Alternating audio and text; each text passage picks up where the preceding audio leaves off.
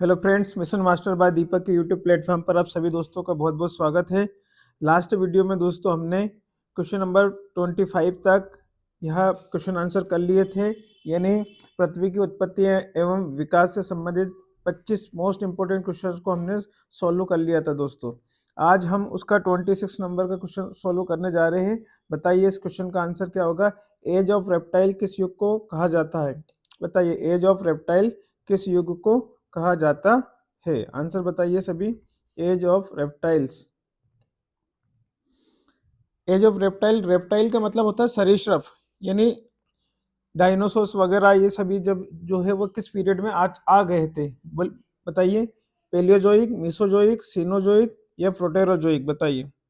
तो as of reptile यानी सरीसृप का जो युग था दोस्तों वह मीसोजोइक था। मीसोजोइक में हमने पढ़ा था दोस्तों, मीसोजोइक में हमने पढ़ा था कि तीन प्रकार के हमारे पीरियड्स आए थे, जिसमें एक तो क्रिटेशियस था और दूसरा हमारा जूरेसिक था और तीसरा हमारा ट्रियासिक था। हमने ये पढ़ा था ट्रियासिक जो पीरियड था, उस ट्रियासिक पीरियड में डायनासोर्स आ गए थे, मतलब आरंभ हो गया था। और जो जूरेसिक था वो डायनासोर का युग था, और क्रिटेशियस जो था जो जिसमें डायनासोर जो है विलुप्त हो गए थे, ये यानी सरीसृप का युग था यह मीसोजोइक दोस्तों, है ना। नेक्स्ट क्वेश्चन, क्वेश्चन नंबर 27 पे देखिए। इसमें भी ये मैंने आपके लिए बुक्स से ही ये कटिंग लेकर आया हूँ। आपको इसको भी मोस्ट इम्पोर्टेंट है आपके लिए, ये कर लीजिएगा। कभी आपसे ये कल्प का जो है क्रम पूछ ले नए से पुराना, तो सबसे पहला जो सबसे नया होता है सीनोजोइक होता है। उससे पीछे जाएंगे तो मीसोजोइक होता है जो सरीसृप का युग होता है। उसके उससे बाद उससे पुराना पेलियोजोइक होता है, और सबसे पुराना पूर्व कैम्ब्रियन होता है। ये नए से पुराना का क्रम है दोस्तों। एज इट इज मैं बुक्स से लेकर आया हूँ, जो मेरी तरफ से नोट्स बनाए हैं। और अगर आपसे इनका कालक्रम पूछे कौन बड़ा है, तो इयोन सबसे बड़ा है, उसके बाद महाकल्प आता है यानी एरा आता है, उसके बाद कल्प यानी पीरियड आता है, और उसके बाद में इपोक आता है यानी युग आता है, जो कि यहाँ पे दिखा है इयोन, महाकल्प, कल्प और युग। इस टेबल में आपको साफ साफ नजर आ रहा है कि सबसे नया जो है सीनोजोइक यानी नवजीवन, जिसमें दो कल्प आते हैं, क्वाटरनरी और टर्सरी, यानी चतुर्थ और तृतीय कल्प। जिसमें चतुर्थ कल्प में आदि मानव और मानव आ गए थे। ये क्वेश्चन कई बार देखिए केवीएस लिखा है, इसमें कई बार पूछा है।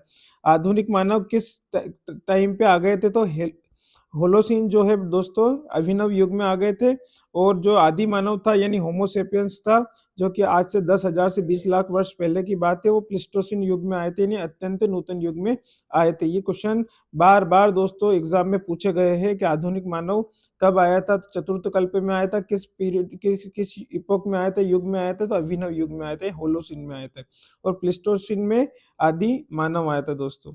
तो हमने जो ये क्वेश्चन था हमारा, जो हम अभी किया है कि सरीसृप का युग कौन सा है, तो सरीसृप का युग जो है दोस्तों वह मीसोजोइक है। यहाँ पर आपको दिखाई दे रहा है मीसोजोइक, ये मीसोजोइक जिसमें क्रिटेशियस युग है, जिसमें डायनासोर विलुप्त हो गए थे। देखो डायनासोर विलुप्त हो गए थे। जूरासिक में देखो डायनासोर का युग है, और ट्रियासिक में डायनासोर आरंभ हो गए थे और मेंढा को समुद्री कछुआ आ गए थे दोस्तों। आगे नेक्स्ट क्वेश्चन देखते हैं।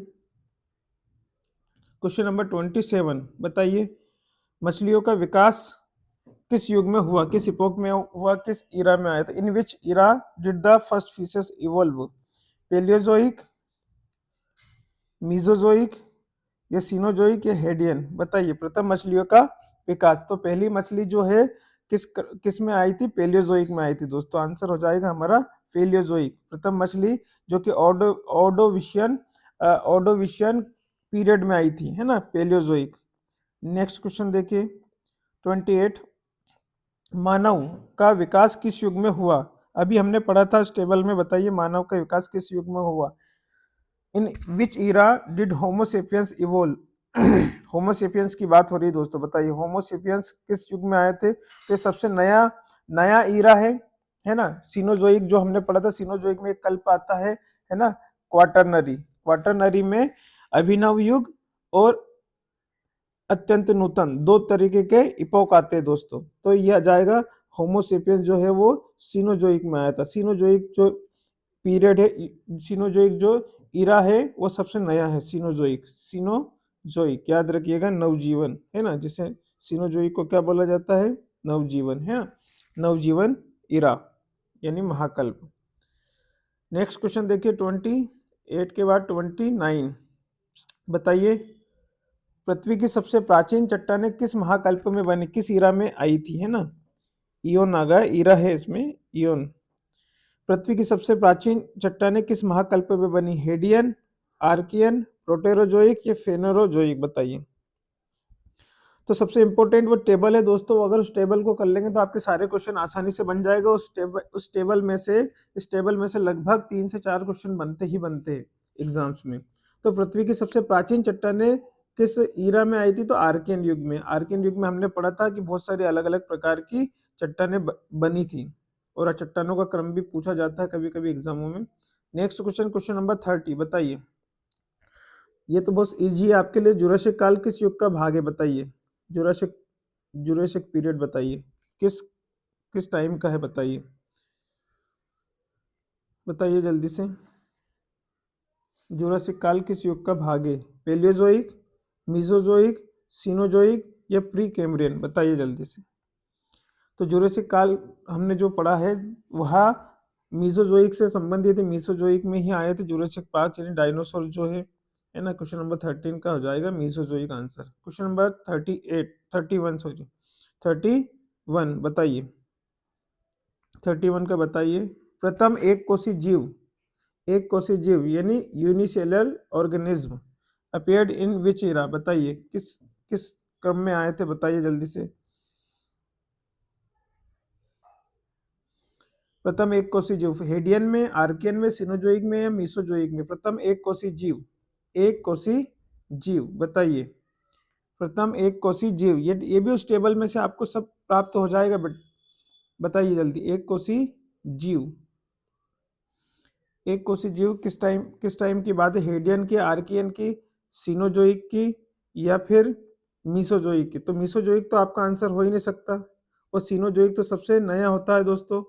हेडियन में से और आर्कियन में से बताइए, हेडियन और आर्कियन में से बताइए। तो इसका हो जाएगा दोस्तों आर्कियन युग, है ना। आर्कियन युग में प्रथम एक कोशी जीव आ गया था। हेडियन उससे भी पुराना, जिसमें हेडियन पीरियड में हेडियन जो हमारा इयोन है दोस्तों, हेडियन में क्या बन गया था, हेडियन में महाद्वीप और महासागरों का निर्माण हो गया था, यानी कॉन्टिनेंट यानी और ओशियन ये डेवलप हुए थे दोस्तों। तो हेडियन का भी याद रखें कि महाद्वीप और महासागर किस किस इयोन में बने थे, तो आप बताएंगे हेडियन में बने थे महाद्वीप और महासागर। नेक्स्ट क्वेश्चन देखिए, क्वेश्चन नंबर 32।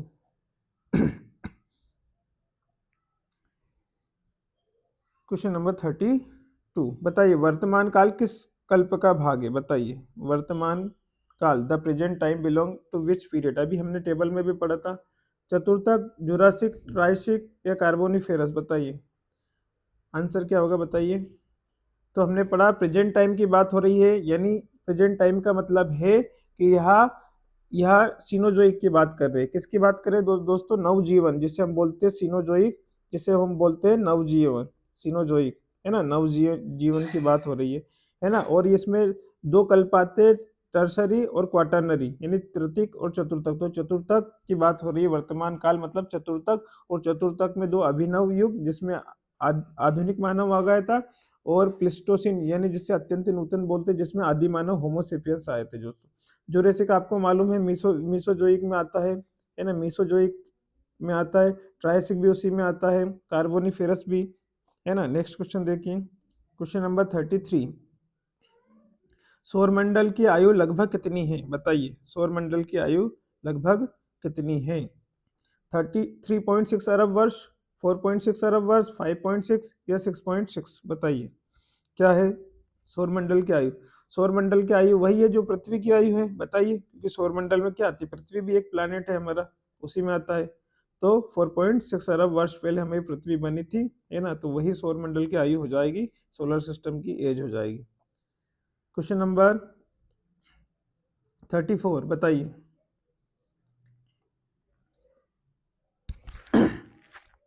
निम्न में से कौन सा पार्थिव ग्रह है, टेरेस्ट्रियल प्लैनेट, बताइए।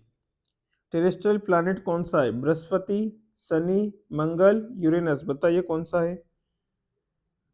तो टेरेस्ट्रियल प्लैनेट क्या बोलते हैं दोस्तों? सन जो होता है, सन से जो बढ़ती दूरी के क्रम में हम प्लैनेट की बात करते हैं तो पहले बुध आता है, शुक्र आता है, पृथ्वी आता है और मंगल आता है। ये और उसके बाद में क्षुद्र ग्रह की पट्टी आती है दोस्तों, है ना? है ना? एस्टेरॉइड बोलते हैं जिनको, क्षुद्र ग्रह की पट्टी आती है। उसके बाद में फिर 4 ग्रह भारी होते हैं। ये हो गए बुध, शुक्र, पृथ्वी, मंगल और बृहस्पति, शनि, अरुण और वरुण, यूरेनस और नेपच्यून, है ना? ये 4 ग्रह जो होते हैं इधर, जो 4 ग्रह होते हैं दोस्तों, है ना? ये 4 ग्रह जो होते हैं हमारे भारी ग्रह होते हैं। तो बुध है, शुक्र है, पृथ्वी है और मंगल, ये चारों ग्रह जो है आपके इनर प्लैनेट का कहलाते हैं, यानी आंतरिक ग्रह। और 4 ग्रह क्या होते हैं? बाहरी ग्रह होते हैं।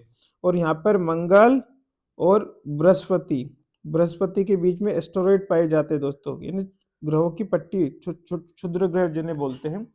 तो आंतरिक ग्रह कौन से है? बृहस्पति, ये तो भारी ग्रह है। शनि भी भारी ग्रह है, यूरेनस भी भारी ग्रह। तो आंतरिक ग्रह यानी टेरेस्ट्रियल प्लैनेट, पार्थिव ग्रह किसे कहते हैं? जो कि ठोस चट्टानों के बने हैं। और पार्थिव ग्रह जो आंतरिक ग्रह है उन्हें ही पार्थिव ग्रह कहा जाता है। तो आंतरिक ग्रह कौन सा है दोस्तों? बुध, शुक्र, पृथ्वी, मंगल। तो इसमें से मंगल हमारा आंसर हो जाएगा, क्योंकि ये टेरेस्ट्रियल प्लैनेट है, यानी पार्थिव ग्रह जो ठोस होते हैं, चट्टानों के बने होते हैं, उन्हें हम पार्थिव ग्रह यानी आंतरिक ग्रह कहते हैं। नेक्स्ट क्वेश्चन देखिए, जोवियन ग्रह बताइए। जोवियन ग्रह की मुख्य संरचना क्या? सौरमंडल से संबंधित क्वेश्चन है दोस्तों। What is the main composition of Jovian planets? Jovian planet जो है किसके बने होते हैं? तो पहली बात तो जोवियन प्लैनेट होते क्या है दोस्तों? तो सन से जो हमारी दूरी के क्रम में हमने 4 ग्रह पढ़े, आंतरिक ग्रह होते हैं इनर प्लैनेट, और फिर एस्टेरॉइड की पट्टी आती है, क्षुद्र ग्रह। फिर 4 ग्रह, 1 2 3 और ये 4, ये बाहरी ग्रह होते हैं। और बाहरी ग्रहों, क्योंकि बाहरी ग्रह क्या गैस के बने होते हैं दोस्तों, किसके बने होते हैं? गैस के। और ये छोटे नहीं है, बड़े विशाल है। जोवियन का मतलब क्या होता है? जोवियन का मीन्स भी पूछा जाता है। जोवियन का मतलब है विशाल, बड़े, जो गैस के बने होते हैं ना। जोवियन मतलब विशाल। और ये भारी जो है वो गैस के बने होते हैं, लोहा निकल धातुएं नहीं, सिलिकेट चट्टाने हैं, कार्बनिक यौगिक के भी नहीं बने। तो जो जोवियन ग्रह का जो स्ट्रक्चर है वो हाइड्रोजन और हीलियम गैस से बना है दोस्तों, ये याद रखिएगा। तो जोवियन ग्रह भारी ग्रह है, और भारी ग्रहों को ही हम विशाल ग्रह भी कहते हैं, है ना। और ये गैसेस के बने होते हैं दोस्तों, है ना। सौरमंडल के निर्माण के समय ये यहाँ से सौर पवन के सोलर विंड्स के द्वारा गैसें दूर चली गई और इनसे ये बड़े बड़े ग्रह बने थे। क्वेश्चन नंबर 36 बताइए, प्लूटो को बोना ग्रह कब घोषित किया गया है? ड्वार्फ प्लैनेट कब घोषित किया गया था बताइए। ये क्वेश्चन तो लास्ट साइड हमने किया था, लास्ट टाइम में भी, लास्ट लेक्चर्स में। बताइए 2003 में, 2005 में, 2006 में या 2008 में प्लूटो को ड्वार्फ प्लैनेट यानी बोना ग्रह कब घोषित किया गया था बताइए। तो आंसर हो जाएगा हमारा दोस्तों 2006। 2006 में अंतर्राष्ट्रीय खगोलीय संगठन यानी इंटरनेशनल एस्ट्रोनॉमिकल ऑर्गेनाइजेशन IAO के द्वारा जो है इसको बोना ग्रह घोषित किया गया था, है ना। नेक्स्ट क्वेश्चन देखिए 37, क्षुद्र ग्रह की पट्टी किन ग्रहों के बीच स्थित है? अभी हमने बात करी थी दोस्तों, मैंने आपको समझाया भी था। क्षुद्र ग्रह की पट्टी यानी एस्टेरॉइड जो है, एस्टेरॉइड बेल्ट जो पाया जाता है वो किन ग्रहों के बीच में पाया जाता है बताइए। नेक्स्ट क्वेश्चन में बताइए, क्या पृथ्वी और मंगल के बीच में क्षुद्र ग्रह पाए जाते हैं? मंगल बृहस्पति के बीच में यानी मार्स और जुपिटर के बीच में, या बृहस्पति शनि यानी जुपिटर और सैटर्न के बीच में, या शनि और यूरेनस यानी सैटर्न और यूरेनस के बीच में एस्टेरॉइड पाए जाते हैं, एस्टेरॉइड बेल्ट। तो अभी आपको मैंने बताया था कि जो सूर्य होता है, सूर्य से 4 ग्रह बढ़ती दूरी के, बुध, शुक्र, पृथ्वी और मंगल, ये 4 आंतरिक ग्रह, फिर एक क्षुद्र ग्रह की पट्टी आती है ना। ग्रहों के टुकड़े ही क्षुद्र ग्रह एस्टेरॉइड बेल्ट होते हैं। फिर 4 ग्रह आते हैं, है ना, बृहस्पति, शनि, अरुण और वरुण। ये 4 ग्रह भारी होते हैं, ये इनर प्लैनेट होते हैं, ये आउटर प्लैनेट होते हैं दोस्तों, है ना। आंतरिक ग्रहों को पार्थिव ग्रह भी बोलते हैं, बाहरी ग्रह को जोवियन ग्रह भी बोलते हैं, ये याद रखिएगा आप। अब एस्टेरॉइड बेल्ट जो है बुध, शुक्र, पृथ्वी, मंगल और इधर कौन सा है सबसे बड़ा ग्रह सौरमंडल का? बृहस्पति। इन दोनों ग्रहों के बीच में एस्टेरॉइड बेल्ट पाया जाता है दोस्तों। तो मंगल और बृहस्पति आंसर हो जाएगा हमारा, मंगल और बृहस्पति। मैंने इसको किस प्रकार से याद रखा है, शायद आप भी याद रखें। माँ से माँ और ब से बा, तो माँ से माँ कर दो, बा से बाप, बाप कर दो। माँ और बाप के बीच में जिस प्रकार से बच्चे होते हैं, ऐसे मंगल और बृहस्पति के बीच में एस्टेरॉइड बेल्ट होते हैं। इस प्रकार से मैंने ट्रिक याद रखा है, तो आप भी रख सकते हैं। मंगल और बृहस्पति, मंगल और बृहस्पति, माँ से माँ, माँ और बा से बाप, माँ और बाप के बीच में जैसे बच्चे होते हैं, ऐसे मंगल बृहस्पति के बीच में ये एस्टेरॉइड बेल्ट पाई जाती है दोस्तों। इस प्रकार से आप भी इस ट्रिक के माध्यम से याद रखेंगे तो लंबे समय तक आपको याद रहेगा दोस्तों।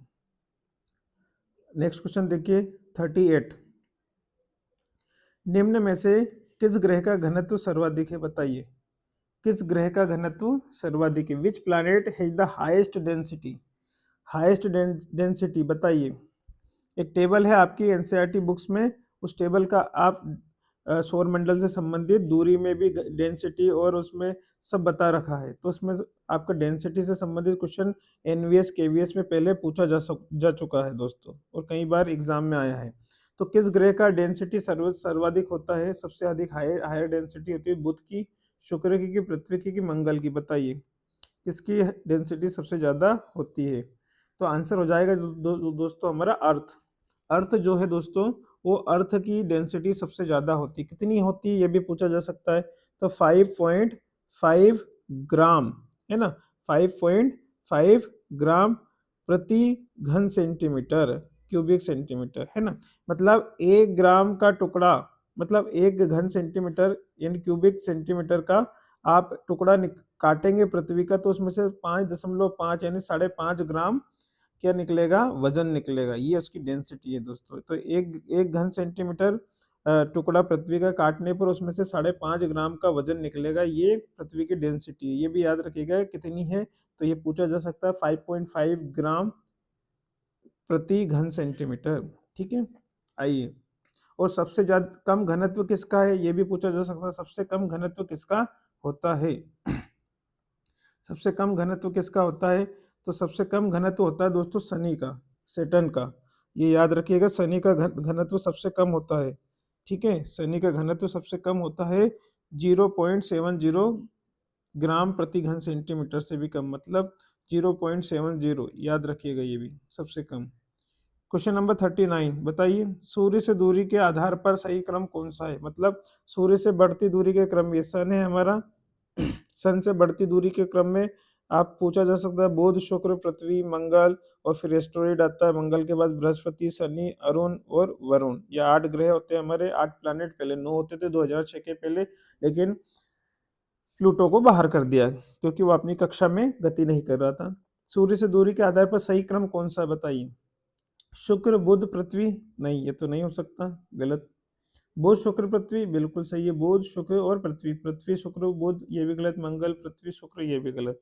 तो सबसे पहले सूर्य के सबसे पहले सूर्य के सन के सबसे नजदीक ग्रह कौन सा है? बुध है दोस्तों।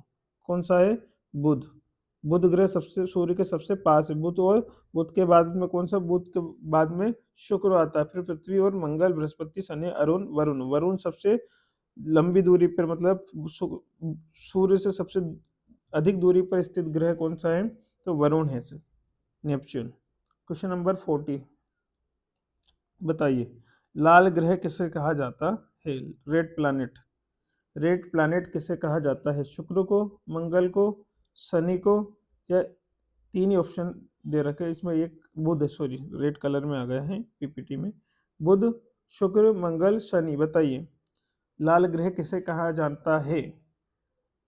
तो रेड प्लैनेट जो है दोस्तों मंगल को कहा जाता है। मार्स को रेड प्लैनेट कहा जाता है। इसकी इसकी सतह पर जो लाल ग्रह है हमारा, जो मंगल है, मंगल पर आयरन ऑक्साइड की अधिकता के कारण यह ग्रह क्या हो जाता है? लाल माना जाता है, लाल हो जाता है। ठीक है, ये भी पूछा जा सकता है। क्वेश्चन नंबर 41 बताइए। 41 प्रकाश वर्ष क्या है? Light year. इससे क्वेश्चन बनता ही बनता है दोस्तों। किसकी इकाई है? समय की इकाई है, दूरी की इकाई है, यूनिट ऑफ डिस्टेंस है, गति की इकाई यानी यूनिट ऑफ स्पीड है, ऊर्जा की इकाई यूनिट ऑफ एनर्जी है? बताइए प्रकाश वर्ष क्या है?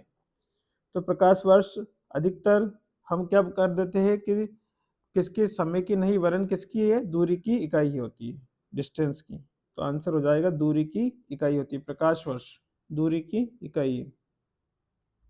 नेक्स्ट क्वेश्चन 42 बताइए। 42 प्रकाश वर्ष किस पर आधारित होता है? बताइए। पृथ्वी की परिक्रमा, प्रकाश की गति, ध्वनि की गति या सूर्य की ऊर्जा, सोलर एनर्जी। बताइए प्रकाश वर्ष किस पर आधारित होता है? तो अभी हमने पढ़ा प्रकाश वर्ष प्रकाश की गति यानी स्पीड ऑफ लाइट पर आधारित होता है प्रकाश वर्ष। आंसर हो जाएगा बी। Question number 43। बताइए प्रकाश की गति लगभग कितनी है? What is the approximate speed of light? बताइए आंसर क्या होगा? ए 3 इंटू 10⁵ किलोमीटर पर सेकेंड, बी 3 इंटू 10⁵ किलोमीटर पर सेकेंड, सी 3 इंटू 10⁸ किलोमीटर पर सेकेंड या 3 इंटू 10⁶ किलोमीटर पर सेकेंड। बताइए आंसर क्या होगा? बताइए। तो आंसर हो जाएगा दोस्तों, हम जानते हैं कि प्रकाश की गति कितनी होती है? 3 लाख किलोमीटर पर सेकंड होती है। 3 लाख किलोमीटर पर सेकंड ये प्रकाश की गति, यानी 1 सेकंड में प्रकाश 3 लाख किलोमीटर की दूरी तय करता है। अब इसी को हम अगर 10 की पावर में कन्वर्ट करेंगे तो 3 इंटू 10⁵ किलोमीटर पर सेकंड आ जाएगा। आंसर हो जाएगा हमारा ए 3 इंटू 10⁵ किलोमीटर पर सेकंड। इसको हम कन्वर्ट करेंगे पावर में 10 की पावर में, तो आंसर हो जाएगा हमारा ए। क्वेश्चन नंबर 14 बताइए। एक प्रकाश वर्ष लगभग कितने किलोमीटर के बराबर होता है? 1 light year is approximately equal to how many kilometres? एक प्रकाश वर्ष। ए बी सी डी चारों में से बताइए आंसर क्या होगा? बताइए जल्दी से। आंसर हो जाएगा एक प्रकाश वर्ष यानी 9.46 10⁻12 किलोमीटर होता है दोस्तों, है ना। एक प्रकाश वर्ष में 9.46 10⁻12 किलोमीटर होता है, यानी पृथ्वी और सूर्य के बीच की दूरी लगभग कितनी? लगभग 15 करोड़ किलोमीटर दूरी पर है दोस्तों। क्वेश्चन नंबर 45 बताइए। एक वर्ष में प्रकाश जितनी दूरी तय करता है उसे क्या कहते हैं? अभी हमने पढ़ा, उसे लाइट ईयर कहते हैं दोस्तों। क्या आ जाएगा आंसर हमारा? लाइट ईयर यानी प्रकाश वर्ष। एस्ट्रोनॉमिकल यूनिट नहीं बोलेंगे, एस्ट्रोनॉमिकल यूनिट तो सूर्य और पृथ्वी के बीच की औसत दूरी को एस्ट्रोनॉमिकल यूनिट बोला जाता है, यानी खगोलीय एकक जिसे हम हिंदी में बोलते हैं, खगोलीय एकक। पार्षक नहीं बोलेंगे और किलोमीटर भी नहीं बोलेंगे, तो आंसर हो जाएगा लाइट ईयर। एक वर्ष में प्रकाश जितनी दूरी तय करता है उसे लाइट ईयर कहते हैं, प्रकाश वर्ष कहते हैं। क्वेश्चन नंबर 46 बताइए। पृथ्वी और सूर्य के बीच की औसत दूरी लगभग कितनी है? अभी हमने क्वेश्चन पे डिस्कस भी किया था, मैंने अभी भी बताया था, लेकिन ये मिलियन में पूछा है दोस्तों, मिलियन में। बताइए पृथ्वी और सूर्य के बीच की औसत दूरी लगभग कितनी होती है? बताइए क्या होगा आंसर? बताइए। पृथ्वी और सूर्य के बीच की दूरी, औसत दूरी हमें मालूम है दोस्तों कि 15 करोड़ किलोमीटर होता है। ऐसे वास्तविक रूप से देखा जाए तो 14,95,98,000 किलोमीटर दूरी है सूर्य और पृथ्वी के बीच की दूरी। वास्तविक 14,95,98,000, लेकिन इसको अप्रोक्सीमेट माने तो 15 करोड़ किलोमीटर दूरी है पृथ्वी और सूर्य के बीच की दूरी, है ना। पृथ्वी और सूर्य के बीच की दूरी, और इसको मिलियन में चेंज करेंगे तो 150 मिलियन आ जाएगा आंसर दोस्तों। तो आंसर हो जाएगा हमारा 150 million kilometre, 150 million. Next question देखिए, क्वेश्चन नंबर 47। खगोलीय दूरियों को मापने के लिए किस इकाई का प्रयोग किया जाता है? बताइए खगोलीय दूरियों को मापने के लिए किस इकाई का प्रयोग किया जाता है? Metre, kilometre, light year. अभी हमने पढ़ा था खगोलीय दूरी को मापने के लिए लाइट ईयर, यानी एक वर्ष में प्रकाश द्वारा तय की गई दूरी को लाइट ईयर यानी प्रकाश वर्ष कहते हैं। तो आंसर हो जाएगा 47 का सी। चलिए आज हमारे ये 47 क्वेश्चंस, यानी जो हमारा पृथ्वी की उत्पत्ति एवं विकास से संबंधित जो भी इम्पोर्टेंट क्वेश्चन थे वो सारे मैंने कवर कर दिए दोस्तों। आई होप कि आप सबको ये क्लास अच्छी लगी होगी। अगर वीडियो आपको पसंद आ रहा है तो चैनल को लाइक, शेयर और सब्सक्राइब करना ना भूलें दोस्तों। Thank you.